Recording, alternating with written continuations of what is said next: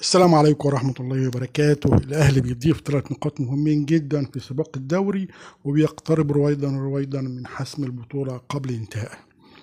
الأهلي امبارح ضاف 3 نقاط مع البنك الأهلي في الدقيقة 8، وسام أبو علي ضاف الجون الأولاني وعمل أريحية شوية للمباراة، وبالتالي المباراة كانت متوسطة المستوى، ما كانش فيها خسارة كبيرة قوي، ولكن نقدر نقول الأهلي بياخد كل مباراة على حدة وبياخد منها اللي هو عاوزه، بياخد 3 نقاط وده المطلوب منه. فهو وصل حاليا للنقطة 75 وفرق 5 نقاط عن بيراميدز غير بقاله مباراتين. بنسبة كبيرة الأهلي خلاص حصل على مسابقة الدوري، ومسابقة الدوري على وشك الانتهاء. المباراة الجاية هتكون مع المقاولين، ولكن المقاولين هيكون فريق مش سهل لأنه بيسارع من أجل الهبوط.